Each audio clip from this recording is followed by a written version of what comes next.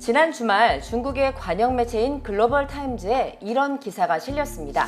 에어컨 유닛에서 히토류를 재활용하려고 하는 일본의 계획은 실행 불가능하다. 그리고 오히려 약점을 드러낸다. 이렇게 못 박았습니다. 일본을 깎아내리고 있다는 게 제목에서부터 느낌이 옵니다. 이 기사가 다루고 있는 건 일본의 미쓰비시 전기가 보도 자료를 내고 니혼 게이자의 신문 같은 일본 언론이 보도한 히토류 재활용 사업입니다.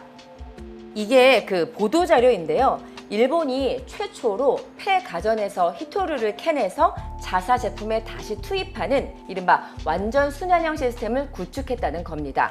중국이 군사적 전용 가능성을 이유로 히토류 관련 기술과 품목의 수출 통제를 강화하면서 현재 일본의 고성능 연구 자석 공급망에는 비상이 걸렸습니다.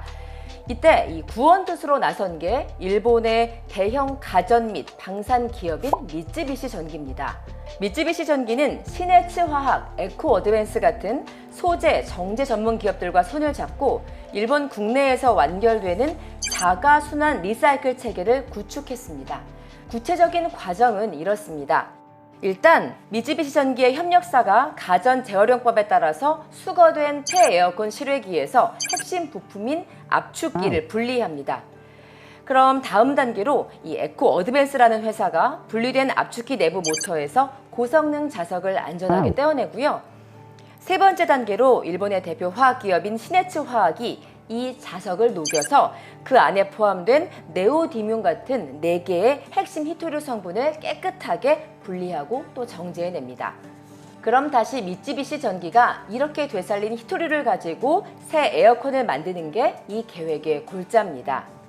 보도 자료에 따르면 미쓰비시 전기는 이 기술을 통해서 에어컨 제조에 필요한 특정 히토류 수요의 무려 35%를 자급자족할 수 있다고 내다봤습니다. 잘만 된다면 땅을 하나도 파지 않고 폐가전에서 중요한 자원을 캐내는 도시광산의 이상적인 모델에 가깝습니다. 그래서 일본 언론들은 이를 두고 중국의 자원 무기화에 대응할 혁신적인 돌파구다 이렇게 자축을 했습니다. 하지만 중국의 글로벌 타임스는 아주 회의적이고 비판적인 시선으로 이 히토류 재활용 사업을 바라봅니다. 물론 근거가 있습니다. 일단 가장 먼저 중국은 가성비를 지적합니다. 에어컨 한 대당 나오는 히토류는 수그램에서 수십 그램에 불과합니다. 이거를 수거하고 뜯고 또 화학적으로 정제하는 비용은 중국에서 가공된 광물을 수입하는 것보다 비교할 수 없을 만큼 비싸겠죠. 그래서 글로벌 타임스는 이러한 방식이 대량 생산 체제에 적용되기 어렵고 시장 전체의 판도를 바꾸기에는 턱없이 부족한 규모다 이렇게 꼬집었습니다. 두 번째는 히토류 채굴과 정제를 아우르는 중국의 자신감입니다. 중국은 전 세계 히토류 채굴뿐만 아니라 이를 실제로 사용할 수 있게 가공하는 정제 단계의 공급망을 90% 이상 장악하고 있습니다. 대규모 환경오염 비용과 인건비를 감당하며 오랜 세월 차곡차곡 쌓아올린 생태계입니다. 일본이 에어컨 몇 대를 재활용하는 수준으로는 중국이 구축해놓은 거대한 히토류 생태계의 단가를 절대 따라올 수 없다는 계산이 이 기사에 깔려 있습니다. 견제 의도도 보입니다. 앞서 잠깐 말씀드렸지만 미쓰비시 전기는 민간 가전제품만 만드는 회사가 아닙니다. 전투기, 미사일, 레이더 같은 걸 제조하는 일본의 핵심 방산 기업이죠. 중국은 일본이 민간 재활용이라는 명분을 내세워서 실제로는 군사 안보적인 자급자족 능력을 키우려는 숨은 의도가 있다고 보고 있습니다. 그래서 비용 대비 효과는 적은 재활용 사업이다. 에어컨에서 아무리 히토류를 캐도 경히토류만 나오지 중히토류는 나오지 않는다. 이렇게 말로 압박하는 것입니다. 그럼 중히토류는 어떻게 구해야 돼요? 네, 중히토류가 저희도 연구원에서 하고 있는데 네. 굉장히 어려워요. 치료를 얻는 것도 굉장히 어렵고요. 지금 당장 거래를 안 해요. 그리고 외국하고 하다 보면 사기당하는 일도 저희도 꽤 많아요. 네, 원강이라고만 한 1톤씩 500kg씩 사서 분석해보면 거의 없는 경우도 많고요. 이런 데서 얻는 것보다는 일단은 제일 많이 저희가 지금 하는 거는 풍력이나 전기차나 아니면 이제 피지컬 AI 들어가는 이런 첨단 모터에서 중히토류가 좀 쓰이거든요. 중히토류는 정말 중국이 꽉 잡고 있는 건 맞아요. 일본의 이런 힘겨운 자금 노력과 이를 냉정하게 누리려고 하는 중국의 자원 패권 경쟁은 우리나라에 매우 중대한 시사점을 주고 있습니다. 지질자원연구원 한효세 박사에게 문의를 해봤는데요.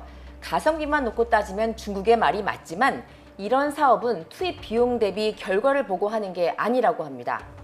평상시에는 폐가전 재활용이 밑빠진 독에 물 붓기 같고 효과도 미미할 수 있겠지만 외교적 갈등이나 전시 상황으로 공급망이 완전하게 마비되면 돈을 아무리 줘도 자원을 구할 수가 없죠. 그래서 일본처럼 지금 비용이 들더라도 핵심 자원의 일정 비율은 폐기물에서 자체 순환시킬 수 있는 기술적 기반과 또 도시광산 생태계를 미리 만들어 두어야 국가적인 인질이 되지 않는다고 강조합니다. 중국이 아닌 나라들이 이제 확보 차원에서 하는 거지. 중국이 예를 들어서 장난치거나 이럴 때는 자기네들이 비추감 때문에 지금 하는 거지. 사실은 산업을 중국을 이기려고 하는 사업이 아니에요, 히토리는. 중국 입장에서는 그렇게 얘기하는 게 맞는데 중국은 워낙 단가가 싸고 방석도 잘 나오니까 본인들은 그렇게 얘기하지만 약소국들은 안 할 수가 없는 거죠. 갖고 있어야 되니까. 광물을 들여오는 것만큼 중요한 게 그걸 산업의 각 분야에서 나눠 쓸 수 있게 하는 원천 기술입니다. 일본이 중국의 압박 속에서도 버텨내는 건 시네츠 화학 같은 글로벌 소재 기업들이 세계 최고 수준의 정년 기술을 쥐고 있기 때문입니다. 물론 지질자원연구원 같은 우리나라 국책연구기관들도 폐자석이나 광물에서 히토류를 고순도로 분리 정제해내는 원천 기술을 이미 개발했습니다. 선두국인 일본과 비교해도 많이 따라잡았습니다. 하지만 이를 공장 규모로 키우는 이른바 스케일업이 안 돼 있다는 게 문제입니다. 대규모 정년 공장을 지으려면 막대한 자본과 함께 정제 과정에서 나오는 엄청난 양의 폐수, 환경오염 물질을 처리할 비용을 감당해야 합니다. 그동안은 경제성이 떨어진다는 이유로 기업들이 투자를 꺼려왔기 때문에 국내에는 상업용 대규모 정년 설비가 사실 거의 없습니다. 최종적으로 연구 자석을 만들어내는 기업은 있지만 이 허리 단계가 비어 있는 겁니다. 결국 기술이 있어도 현 시점에서는 중국산 원소재를 들여오거나 일본에서 1차 가공한 반제품 형태의 원료를 수입해서 쓸 수밖에 없는 구조적 취약점을 안고 있습니다. 그래서 배터리 리사이클, 폐모터 정제 기술 같은 핵심 소재 기술에 파격적인 투자를 해야 한다고 전문가들이 지적하고 있는 겁니다. 중국과 일본의 히토류 전쟁을 구경만 하고 있어서는 안 됩니다. 이 캔의 자원이 없다면 기술을 광산으로 삼는 게 우리가 살아남는 길입니다. 베이징에서 SBS 최고은입니다.